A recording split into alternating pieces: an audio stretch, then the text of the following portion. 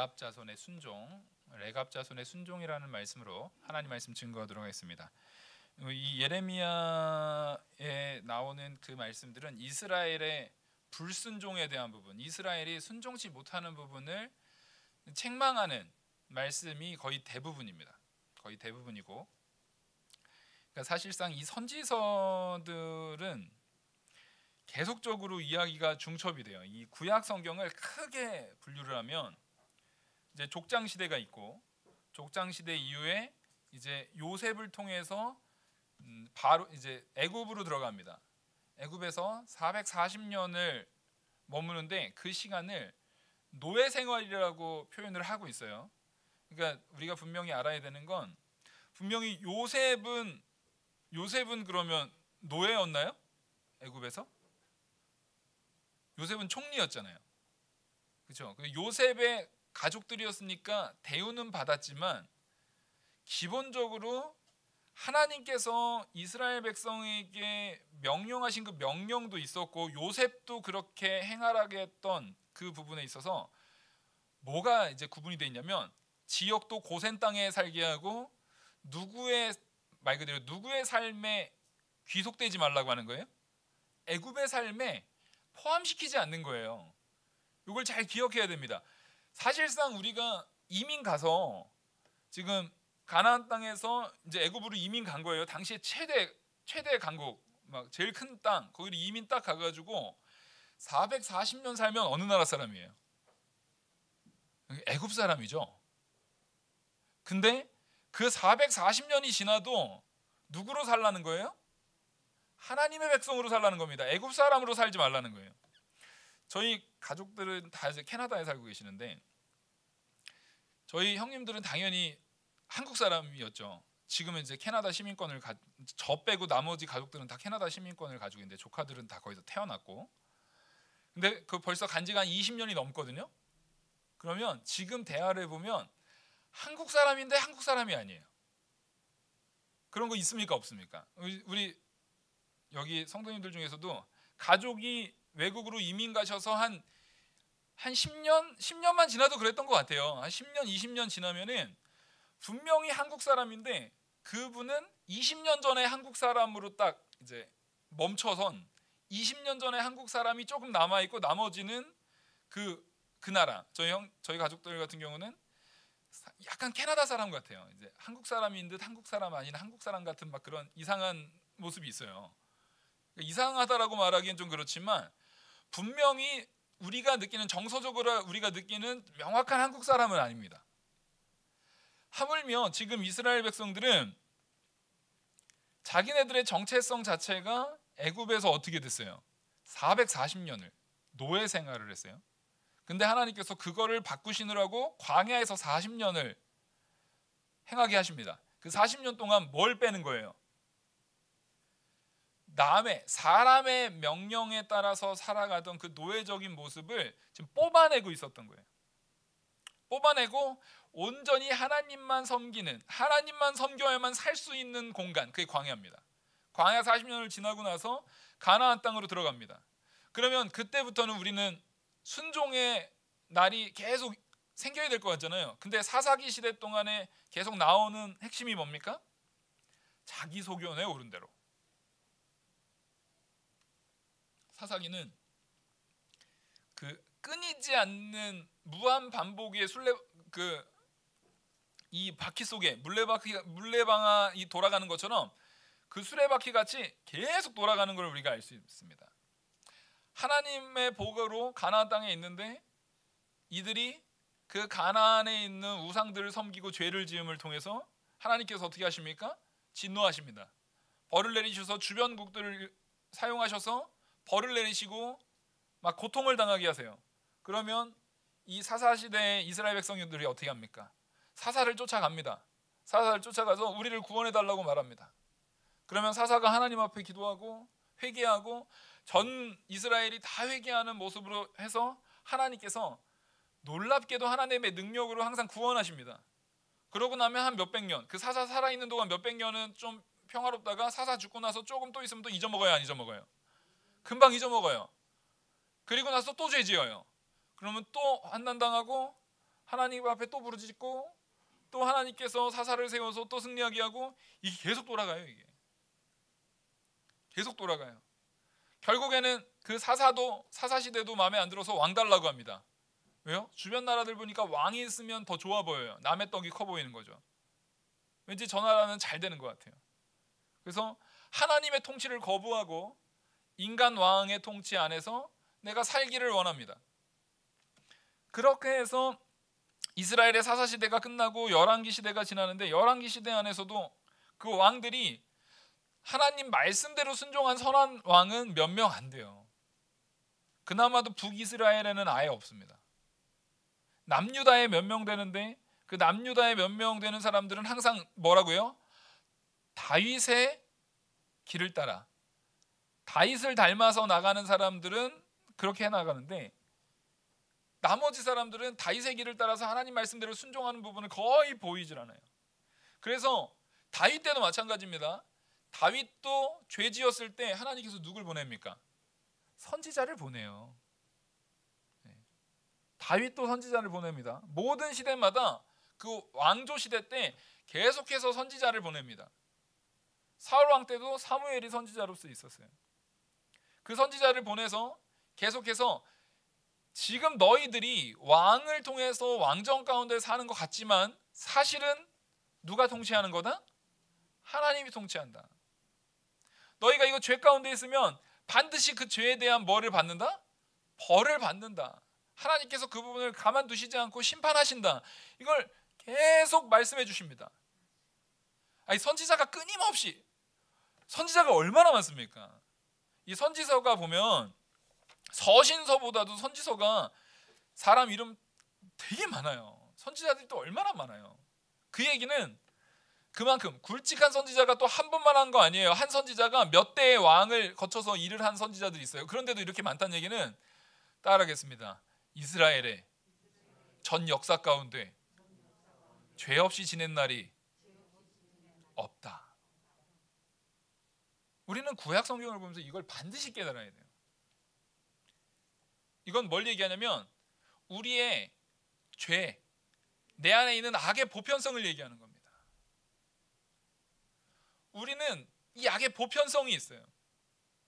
이 죄에 대한 보편성이 있기 때문에 우리는 일반적으로 죄를 지어요.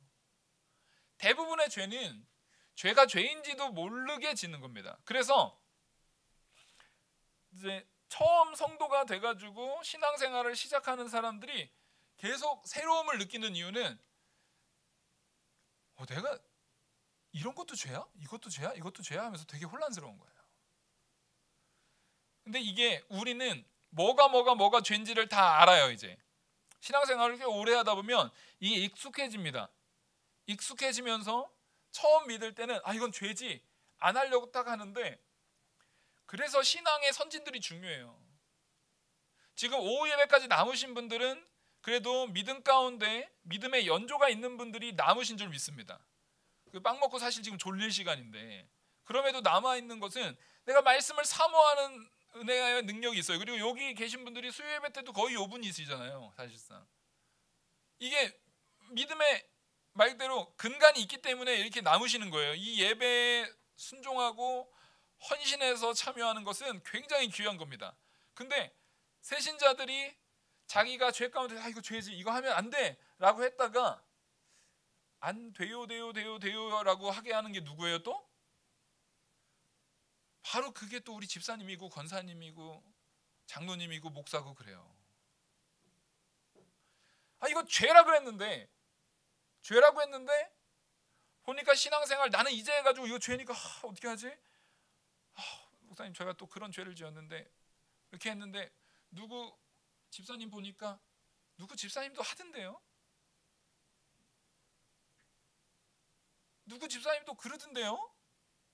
처음엔 묻죠. 처음에 묻기라도 합니다. 다른 사람을 보는 게 아니라 그리스도를 보고 죄 가운데서 떠나야 됩니다. 신앙생활은 다른 사람 보면서 배워가면서 하는 게 아니라 내가 하나님 앞에서 하는 겁니다 라고 했는데, 또 말씀에 또 신앙생활 잘하는 사람은 또 보고 배우라 그러잖아요. 그러니까 왜 잘할 때는 보고 배우라고 하고 못할 때는 보고 배우지 말라 그래요? 막 이렇게 얘기가 나오는 거예요. 딱 아이 같죠. 당연하죠.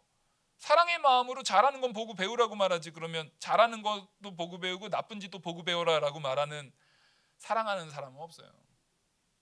그건 사랑으로 말하기 때문에 그건 모순이 아닌데, 성도가 그걸 모순으로, 이제 새신자들 그걸 모순으로 느끼는 거예요. 그게 모순입니까? 사랑입니까?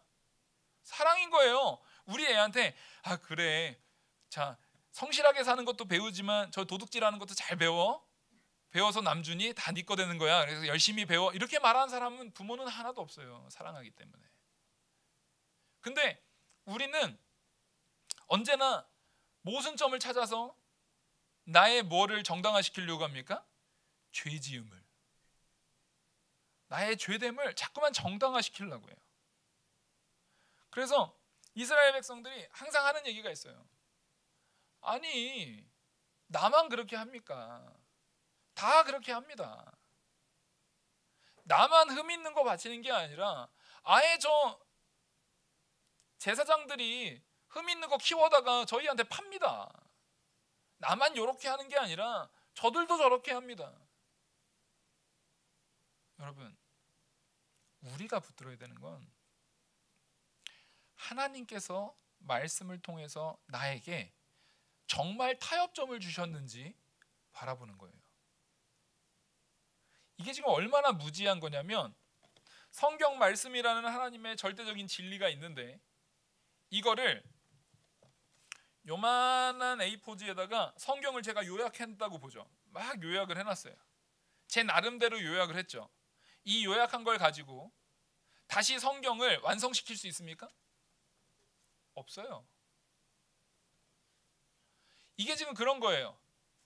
한 사람을, 내가 만만해 보이는 한 사람 딱 세워놓고 그 사람 그대로 내가 하면서, 만만한 사람을 세웠으면 그래도 웬만큼 한 80%는 비슷하게 가요. 근데 만만한 사람도 만만할 뿐이지 완전히 나보다 부족한 사람은 아닌 경우가 많거든요. 보통은 자기가 그래도 딱 누군가를 설정해 놓을 때 자기보다 그래도 조금이라도 나은 사람 놓습니까? 못한 사람 놓습니까? 조금이라도 나은 사람 놔요. 그러니까 그 사람이 지키는 한두 가지는 그래, 저거는 저분은 상황이 저러니까 괜찮지만 내 상황에서는 저건 안 돼. 저분은 지금 상황상 저게 가능하지만 내 상황 속에서는 저거는 할 수 없어 라고 자기 합리화를 또 시켜버립니다. 그렇게 생활한 것이 이스라엘의 삶이었어요. 그래서 이스라엘의 삶을 보면은요, 뒤로 가면 갈수록 말라기 때까지 가면은 어떻게 됩니까? 패역함이 이루 말할 수가 없습니다. 그래서 하나님께서 내가 이제 이 성전, 예루살렘 그 성전에서 내가 이제 역겨워서 여기 못 있겠다. 니네가 바치는 거 내가 더러워서 못 받겠다. 내가 니네랑 있는 것 자체가 내가 너무 고통스럽다. 제발 내 앞에서 너희들의 예배를 끊어줄 자가 어디 없느냐, 이렇게 물으시는 거예요. 그 상황까지 가는데, 이 상황까지 가기 전에 하나님께서는 계속 오래 참으심으로, 지금 얼마나 오래 참으시는 겁니까? 계속 오래 참으심으로 계속 누구를 보내요? 선지자를 계속적으로 보내서 우리에게 그거 죄다. 누구 이 집사 쫓아하는 거 그거 죄야. 뭐 김권사 쫓아하는 거 그거 죄라고. 누구 이 목사, 제가 이 목사니까 이 목사가 저거 하는 거 저거 죄, 저런 건 쫓아하면 안 돼. 이렇게 하나님께서는 계속 얘기를 하시는데, 그 부분을 누구 소견에 오른 대로, 내 소견에 오른 대로 취사 선택을 합니다. 취사 선택을 해서 신앙생활을 굉장히 편안하고 편리하게, 정말 우리가 흔히 요즘 말로 따지면은 되게 캐주얼하게, 편안하게, 간편하게 이렇게 신앙생활을 하려고 하는 모습들, 그것들이 쌓이고 쌓인 거예요. 제가 이 말씀을 왜 드리냐면, 지금 예레미야 방금 요 본문만 보면은 이스라엘 백성들이 아무것도 안 한 것 같잖아요. 순종 아무것도 안 한 것 같잖아요. 근데 이 이스라엘 백성들이 제사 지금 지내고 있어요, 안 지내고 있어요? 철저하게 지내고 있어요. 제사 철저하게 행하고 있고요. 철저한 자기 율법들을 세워가지고 이방인들에 대해서는 무슨 취급도 안 해요? 사람 취급도 안 하고 있어요. 사람 취급도 안 하고 있어요. 지금 이스라엘 백성들의 그 상태를 봐야 돼요. 이 상태 속에서 이 본문을 보지 않으면 그냥 하나님께서 야 레갑 자손을 칭찬했다 요 정도로 끝나요. 지금 레갑 자손을 칭찬했다기보다는 이스라엘의 하나님 앞에 패역한 모습, 순종하지 않는 모습을 책망하는 겁니다. 우리가 이 본문에서 이 레갑 자손이 누굽니까? 모세의 장인. 그 모세의 장인인데 이드로죠. 이드로의 족속이 이 레갑 족속이에요. 이드로의 그 후손들이 그 중에 이제 레갑 족속 중에서 누굽니까? 이제 겐 사람인데 그 겐 사람의 레갑 족속 중에서 오늘 본문에서는 누구를 얘기하고 있어요? 지금 2절부터 보시겠습니다. 너는 레갑 사람들의 집에 가서 그들에게 말하여 그들을 여호와의 집 한 방으로 데려다가 포도주를 마시게 하라. 이 레갑 자손 요나답의 아들인 그 레갑 자손에 대한 부분을 이제 데려다가 포도주를 먹으라고 하는데 이 포도주를 먹이라고 하는 부분은 하나님께서 의도성이 있는 거죠. 우리가 여기 분명히 알아야 되는 건 방금 오전에 저희가 예배할 때 포도주가 뭐의 상징이라고 했어요? 기쁨의 상징이죠. 근데 여기에선 포도주 먹으면 죄예요? 이게 혼란스러우면 안 돼요. 이런 부분이 혼란스러우면 안 됩니다. 자, 포도주를 먹고 포도주를 통해서 취함을 목적으로 먹는 것은 죄가 맞아요. 근데 여기서 우리가 빠지는 함정이 뭐냐면 포도주를 먹고 안 취할 수가 있어요?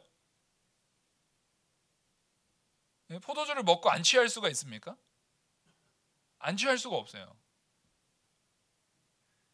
지금 하나님께서는 당시의 시대 상황 속에서 포도주에 대한 부분이 지금 여러분 여기서 그러면 오전에 잔치 가운데 포도주 막 먹으라고 했다고 저희도 그러면 기쁨의 상징인 포도주를 막 먹어도 됩니까?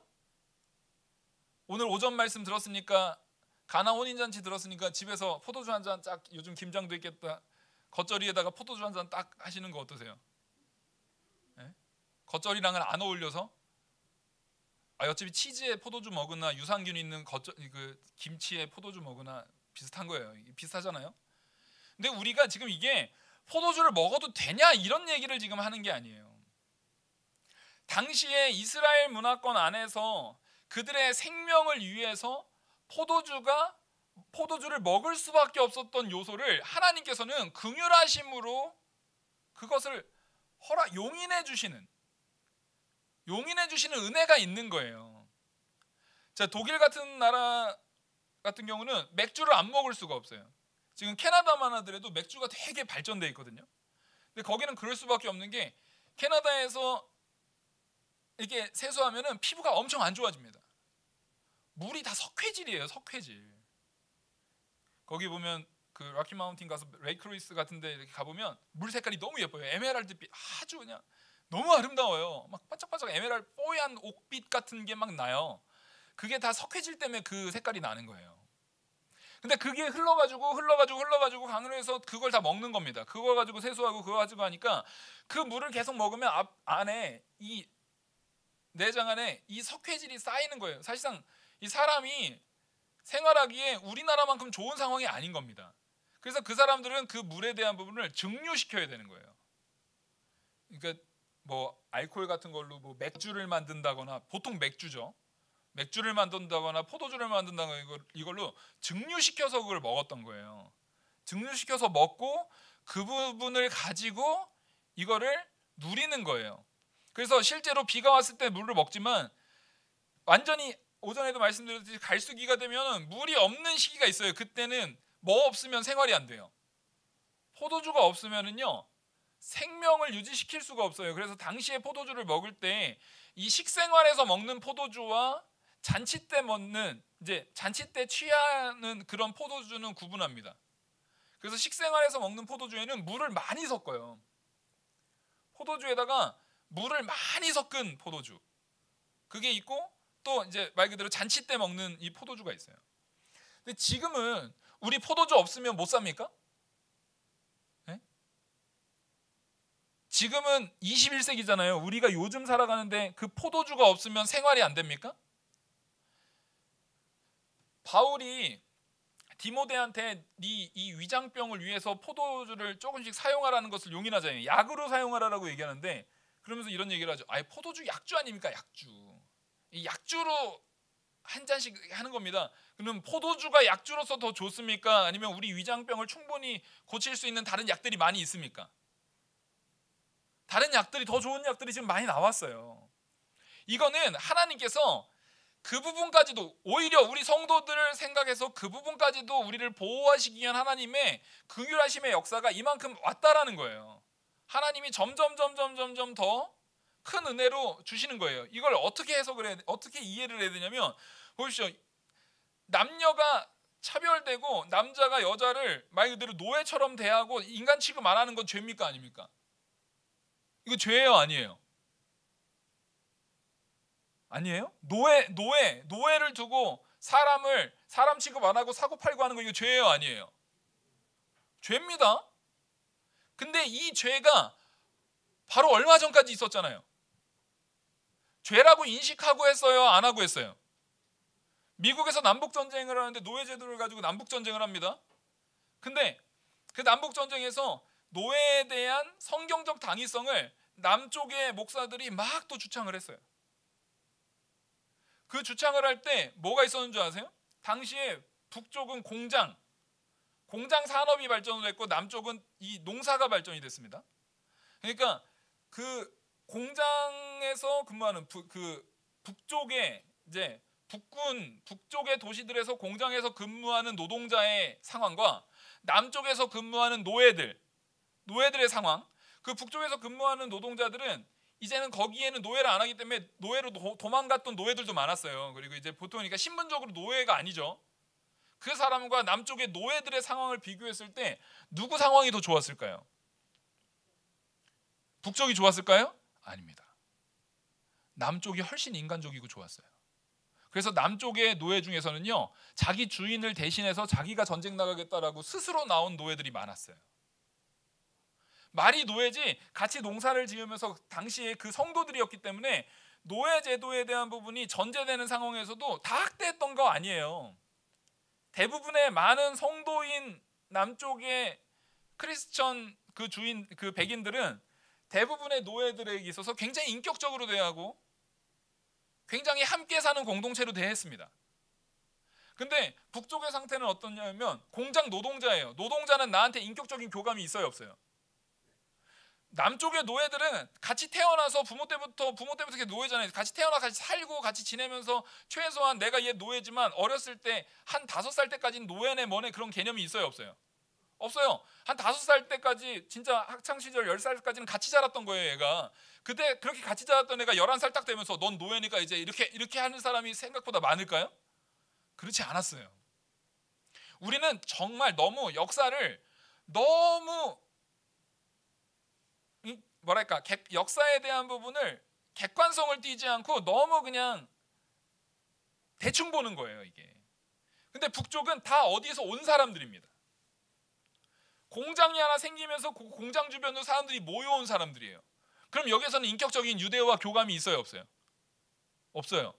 그리고 그 공장에서는 뭘 하면 되는 겁니까? 수익을 창출하면 됐어요. 수익을 창출하면 됐기 때문에 정말 그 사람들을 어떤 공간에 넣냐면 아파트에다 넣었어요. 와, 좋네. 북쪽으로도 아파트에서 살고. 맞아요? 그 아파트먼트라는 게 지금의 아파트, 그러니까 아파트 사는 게 그렇게 좋은 건 아니에요. 아파트먼트라는 게 이제 말 그대로 자본가가 자기가 이제 공장 사장이 자기가 살던 집이 있을 거 아니에요. 공장 옆에다 원래 집을 지었습니다. 크게. 그게 다운타운이죠.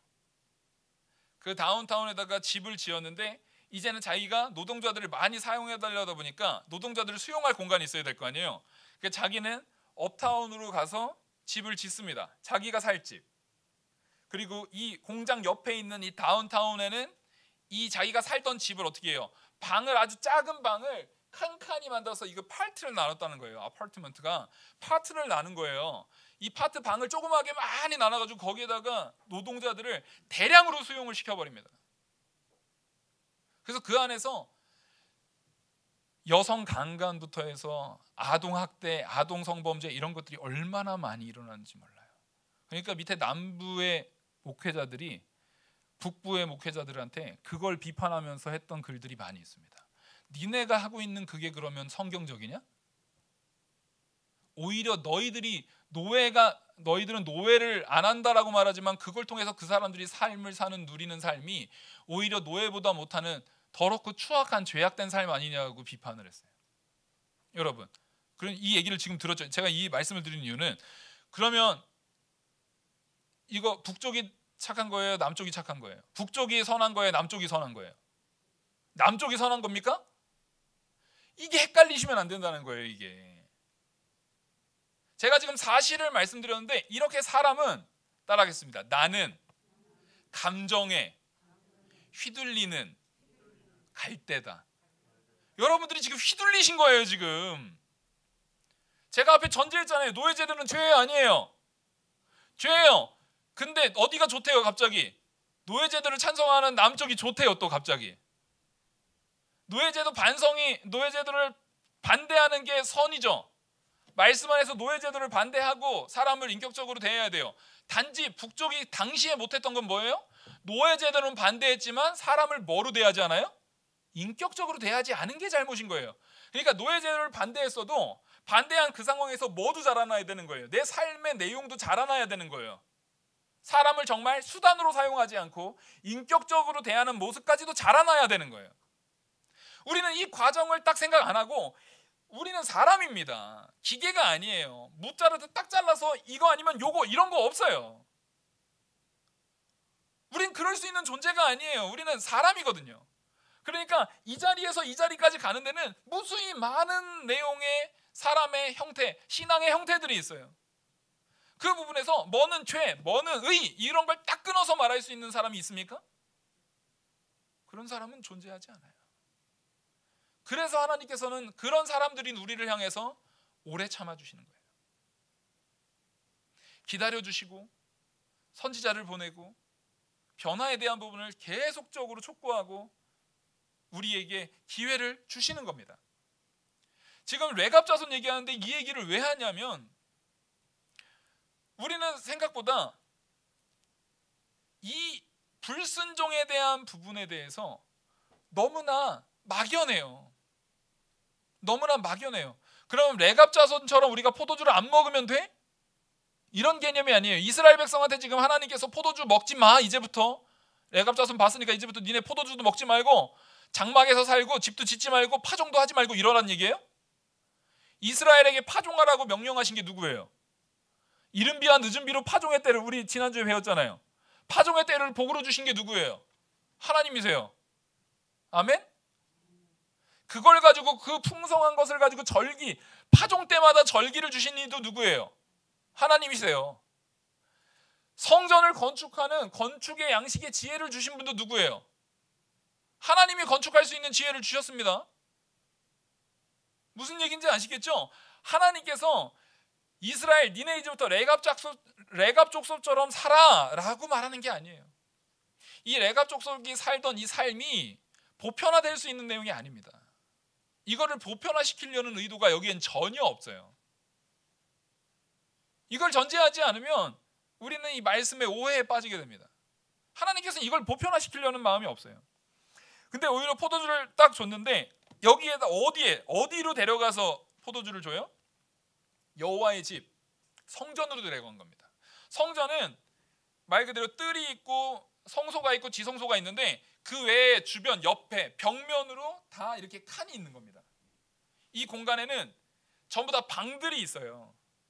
보통 이 방들은 누가 쓰냐면 레이지파 사람들이나 고관 대작들이 쓰는 방들이 있는 거예요. 그래서 지금 이 레갑 족속을 초대한 방이 어디예요? 주변에 고관들이 있는 방의 곁에, 그리고 그 문지기가 있는 방 위에, 그러니까 당시에 이 방은 그 사람들이 얘기하는 걸 옆방에서 다 들려요, 안 들려요? 들려요. 사실상 칸막이를 해놓은 것뿐입니다. 안 들리는 방이 아니에요. 그래서 아브라함한테 그 장막에서 아브라함한테 그 천사들이 이제 하나님께서 자녀를 줄 거다 했더니 누가 웃습니까? 사라가 웃어요. 그때 웃었다니까 자기 안 웃었다고 오리발 내밀죠. 이제 그 정도로 지금 이 방으로 이끈 거는 뭐냐면 이 레갑 자손과 예레미야의 대화를 누구한테 들으라는 거예요? 이스라엘의 지도자들에게 니네 들으라는 거예요. 이거를 공론화 시켜버린 겁니다. 공식석상에서 공식적인 내용으로 이것을 공론화 시키는 거예요. 이게 지금 누가 얘기하고 있는 것이기 때문에 하나님께서 얘기하고 있는 것이기 때문에. 그러면서 이제 6절을 보시겠습니다. 그들이 이르되 우리는 포도주를 마시지 아니하겠노라. 레갑의 아들 우리 선조 요나답. 그러니까 레갑의 아들인 요나답. 그 요나답이 우리에게 명령하여 이르기를 너희는 너희와 너희 자손은 영원히 포도주를 마시지 말며. 그러니까 이게 분명히 아셔야 됩니다. 하나님의 명령이에요, 요나답의 명령이에요? 요나답의 명령입니다. 이거 하나님의 명령이 아니에요. 아시겠죠? 지금 이거는 뭘 얘기하는 거냐면 사람 요나답의 명령도 그 자손들은 최소한 하나님께서 사람에게 준 첫 번째 계명, 누구를 공경하라? 부모를 공경하라. 지금 이거는 하나님 말 그대로 하나님을 1계명부터 4계명에서 얘기했던 하나님 섬기고 하나님 순종하고 하나님 공경하는 게 아닌, 지금 이 레갑 족속은 요나답을 공경한 거예요. 부모를 공경한 그 계명 가운데 지금 이 부분을 계속 순종해 나간 거예요. 아시겠죠? 그러니까 사람의 계명에 대한 부분도 이 요나답의 명령을 따라서 레갑 족속은 지켰는데, 지금 이스라엘 백성에게 복을 주시겠다라고 말하고 말씀을 선언하셔서 계속 선지자들 계속 보내가지고 그들을 변화시키려고 애쓴 것은 누구의 명령이에요? 하나님의 명령입니다.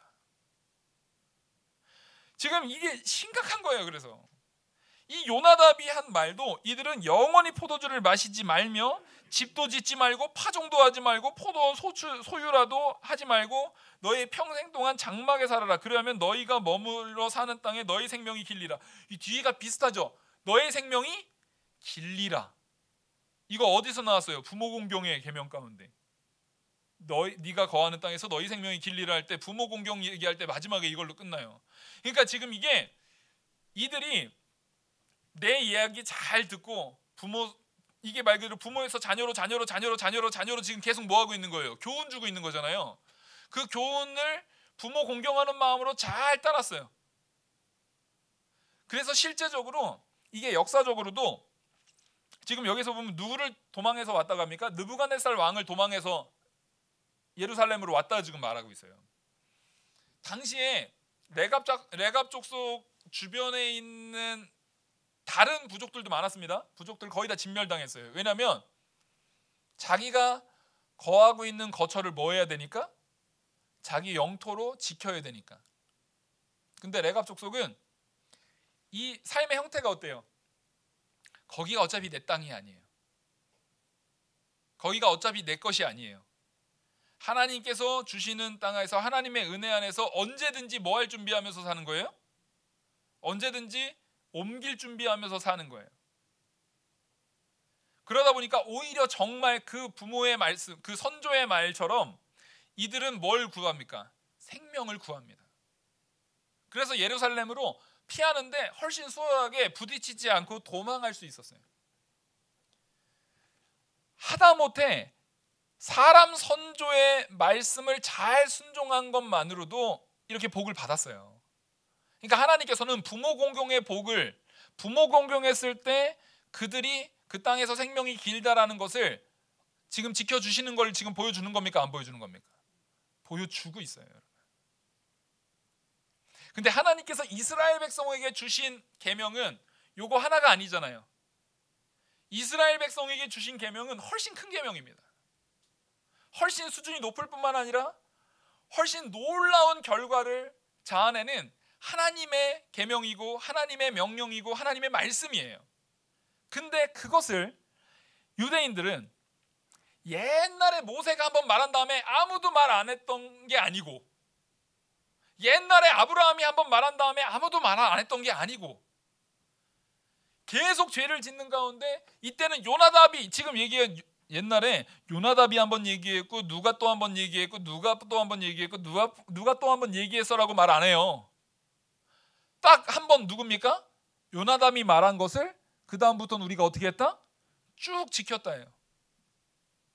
그걸 가지고 하나님께서 이스라엘 백성을 책망하고 있는 겁니다. 그 다음부터 보겠습니다. 12절. 그때 여호와의 말씀이 예레미야에게 임하여 이르시되 만군의 여호와 이스라엘의 하나님께서 이와 같이 말씀하시니라. 너는 가서 유다 사람과 예루살렘 주민에게 이르기를 너희가 내 말을 들으며 교훈을 받지 아니하겠느냐. 여호와의 말씀이라. 이게 지금 성경이 표현 자체가 당시에 기록하는 표현이 그래서 그렇지, 이거 지금 무슨 얘기예요? 야, 니네 진짜 내 말 안 들을래? 아, 진짜 이렇게 안 들을래? 지금 이거 얘기하는 거예요. 하나님 앞에 하나님과 나의 관계를 좀 가까이 하십시오. 지금 이 문체로 느껴지면 말씀 잘 들어라 이렇게 하는 게 아니에요. 지금 진짜 이렇게까지 안 들을 거야?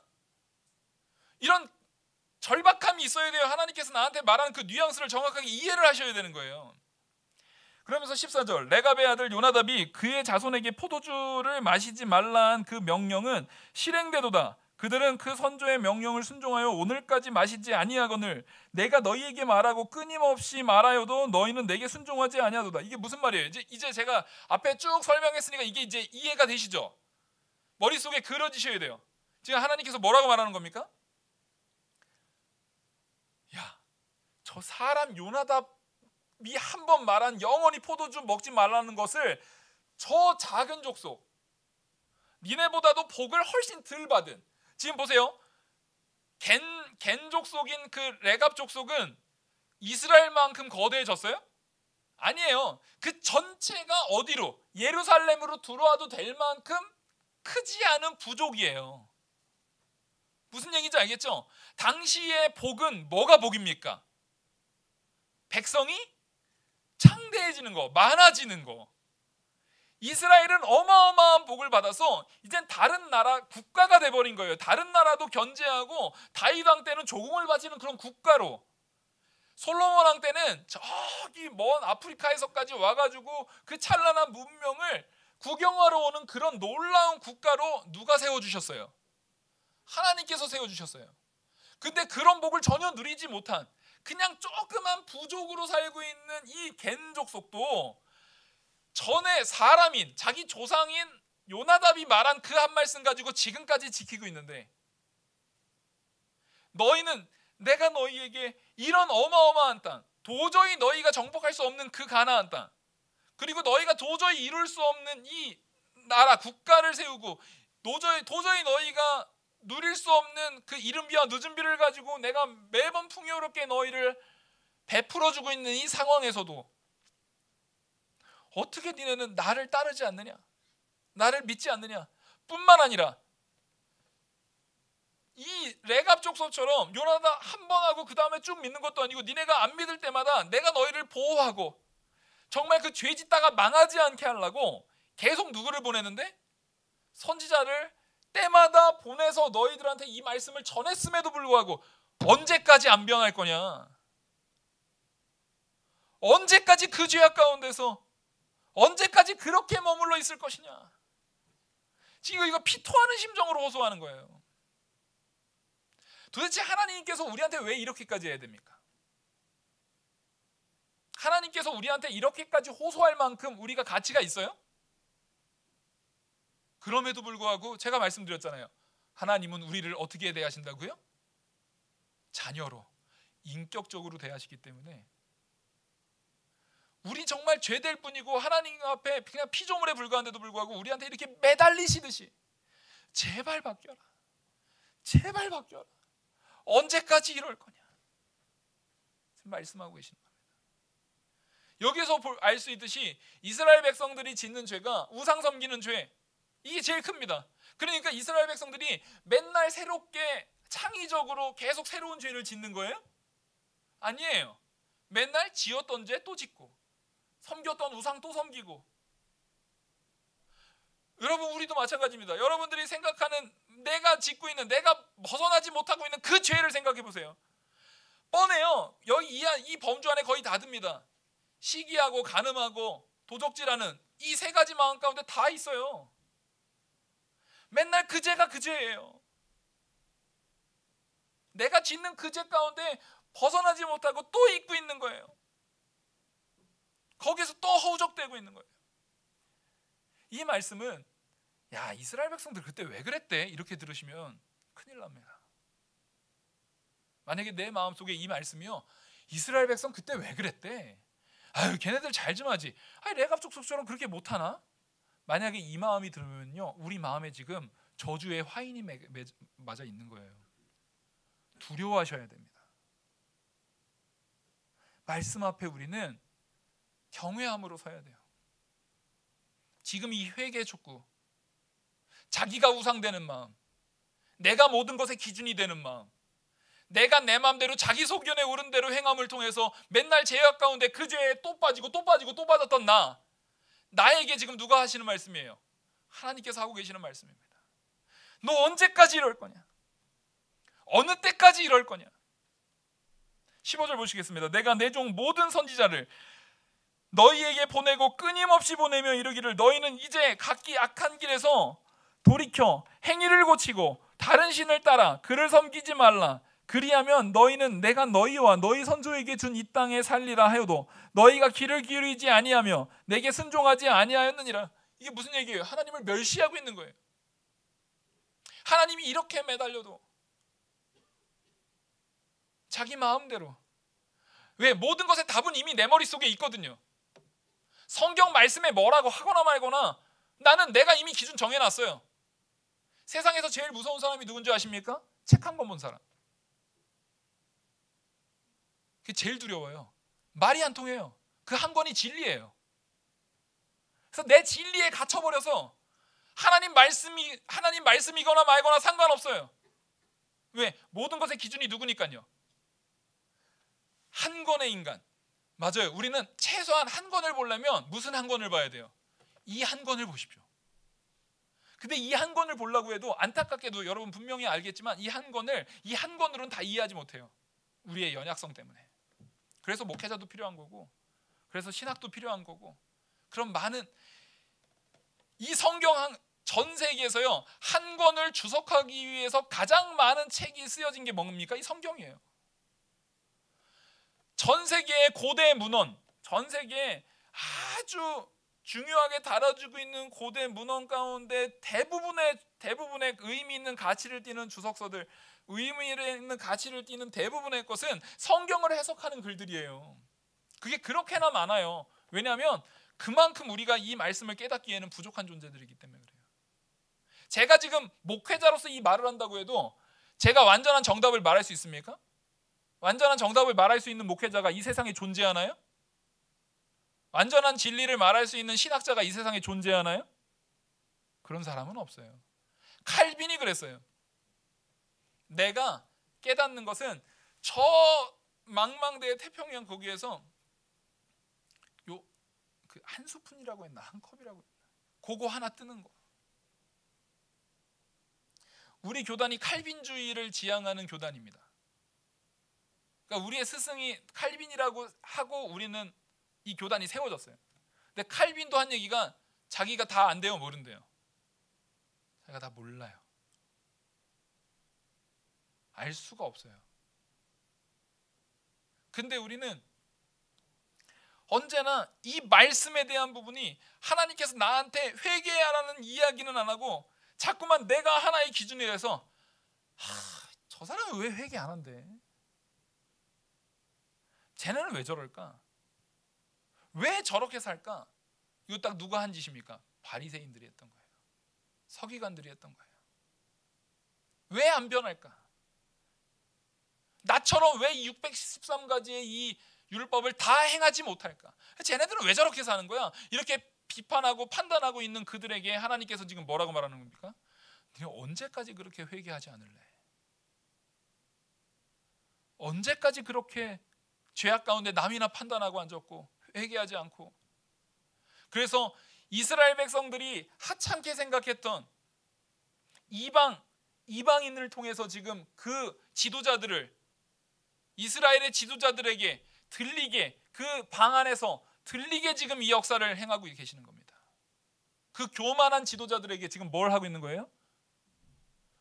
요나답의 후손도 그 말씀을 이렇게 지켰는데 니네는 하나님의 말씀을 안다 하고 하나님의 말씀을 맨날 미간에 붙이고 팔목에 메고 달달달달 외우면서 사람들한테 그 말씀으로 정죄하고 있는 너희들은 하나도 지키고 있지 않다. 언제까지 이러겠느냐? 지금 이렇게 책망하고 계시는 겁니다. 이 본문은 진짜 무거운 본문이에요. 이 무거움으로 따지면, 매운맛으로 따지면 최고 매운맛. 심각하게 무거운 본문이에요. 근데 17절 그러므로 만군의 여호와 이스라엘의 하나님께서 이와 같이 말씀하시니라. 보라, 내가 유다와 예루살렘의 모든 주민에게 내가 그들에게 대하여 선포한 모든 재앙을 내리리니 이는 내가 그들에게 말하여도 듣지 아니하며 불러도 대답하지 아니함이라 하셨다 하라. 결국에는 끝까지 우리가 듣지 않고 끝까지 하나님의 말씀 가운데 하나님을 멸시하는 가운데 있을 때는요, 어떻게 한다고요? 그 이스라엘 땅, 그 가나안 땅에 그 거민들한테 줬던 모든 재앙, 그 재앙으로서 가나안 거민들이 어떻게 됐어요? 진멸당했어요. 그 모든 재앙을 이스라엘 백성이 당하게 되는 겁니다. 그래서 이스라엘 백성이 그 땅에서 뽑혀짐을 당하게 되는 거예요. 가나안 땅에서 가나안 족속들이 왜 뽑혀짐을 당했습니까? 1번, 이스라엘한테 땅 주려고. 이거 아니에요. 내 자식한테 땅 주려고. 그렇게 생각하면 안 돼요. 이거 안 믿는 사람들이 자꾸 그걸 그렇게 해석해버려요. 야, 자기 자녀 땅 주겠다고 원래 있던 사람, 그 사람을 내쫓아? 너무하네. 이렇게 생각하면 안 돼요. 하나님께서 아브라함 때도 그 땅을 약속했어요. 근데 그때는 왜 안 보내냐면 하나님께서 이렇게 말씀하십니다. 아직 그들의 죄의 관영함이 다 차지 않았기 때문에. 이미 아브라함 때부터 가나안 족속들이 하나님을 멸시하고 우상 섬기면서 죄 가운데 빠져 있었어요. 그래서 하나님의, 이 온 지구, 온 땅에 하나님의 땅이 아닌 땅이 있습니까? 없어요. 그 땅에 하나님 말씀대로 살지 않는 자는 당연히 뽑혀나가고 당연히 진멸당하는 거예요. 그래서 하나님께서 가나안 땅 사람들한테 처음에 이렇게 말합니다. 여호수아를 통해서 니네 나가라. 하나님께서 이 땅을 우리한테 주셨다. 그러니까 니네 나가라. 그때 그 말 순종해서 얘네들이 그냥 나갔으면, 아니면은 자기들이 회개하고 돌이켜서 하나님의 전으로 들어와서 이스라엘의 종이 되든, 아니면 우리가 이제는 이스라엘을 섬기는, 하나님을 섬기는 자들이 되겠습니다라고 했으면 하나님이 받아줘요, 안 받아줘요? 받아줍니다. 근데 그들은 나가지도 않고 숙이지도 않았어요. 그래서 진멸당한 거예요. 이스라엘 백성도 마찬가지예요. 우리도 마찬가지예요. 하나님의 말씀이 매 주일마다 선언됩니다. 수요일마다 선언되고 새벽에 선언돼요. 근데 그 말씀 가운데 내가 숙이지도 않고, 그 말씀 가운데 내가 겸손히 서지도 않고, 내가 변화되려고 내 마음을 바로잡지 않으면, 여러분, 우리는 진멸 가운데 놓여진 위태한 상황 가운데 있을 수밖에 없어요. 말씀은 언제나 복복복 사랑만 전할 수가 없어요. 성경의 말씀을 대부분 펴서 딱 보면은요, 열의 7은 하나님께서 심판의 메시지입니다. 왜 그럽니까? 우리는 그만큼 죄를 많이 짓는 자들이기 때문에. 근데 보십시오. 레갑 족속들이 한 순종은 하나님의 10가지 계명 가운데, 하나님의 모든 놀라운 계명 가운데 비교하면은 이거는 되게 고급하고 훌륭한 거예요. 굉장히 작은 부분이에요. 굉장히 작은 부분입니다. 그럼에도 불구하고 이것을 애써 지켰던 그 레갑 족속에 대해서는 하나님께서 이렇게 말하고 있어요. 19절. 그러므로 만군의 여호와 이스라엘의 하나님께서 이와 같이 말씀하시니라. 레갑의 아들 요나답에게서 내 앞에 설 사람이 영원히 끊어지지 아니하리라 하시니라. 이게 내 앞에 설 자라는 것은 관용구입니다.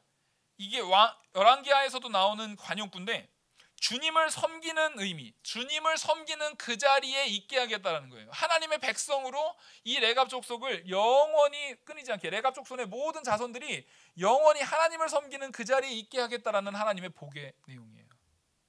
여러분, 우리의 미약한 순종이라 할지라도 내가 지금 이 변화에 있어서 아주 죄악된 자리에서 아주 경건한 우리 교회 이름이 무슨 교회입니까? 영화교회잖아요. 성화도 아니고 우리는 한 단계 더 갔어요. 지금 영화예요. 영화. 놀라운 거예요. 근데 그 영화는 이 땅에선 이루어져요, 안 이루어져요? 영원한 천국에서 이루어지는 거예요. 그 가운데 우리는 그 영화를 바라보면서 하나님께서 나를 변화시킬 그 참된 변화를 바라보면서 우리는 점점 뭐를 이뤄나가는 겁니까? 구원을 이뤄나가고 있는 거예요 지금. 그러니까 그 과정 속에 있어요. 그 과정 속에 있기 때문에 지금 요 연약한 순종이라 할지라도 따라하겠습니다. 지금 내가 할 수 있는 수준의 순종을 하자. 아멘. 말씀 마치겠습니다. 은혜와 사랑이 많으신 하나님 아버지, 우리가 하나님께서 오래 참아주고 계심을 깨닫고 우리를 향해서 회개하고 돌이켜 말씀에 순종하는 자리에 나가라는 이 호소를 깊이 새겨서 지금 오늘 너무나 연약하고 미약하고 부족하지만 오늘은 내가 할 수 있는 순종을 하나님 보시기에 합당하게 내 수준에 맞는 그 순종을 행하게 하여 주시옵소서. 이 모든 말씀 살아계신 우리 주 예수 그리스도의 이름으로 기도드렸사옵나이다. 아멘.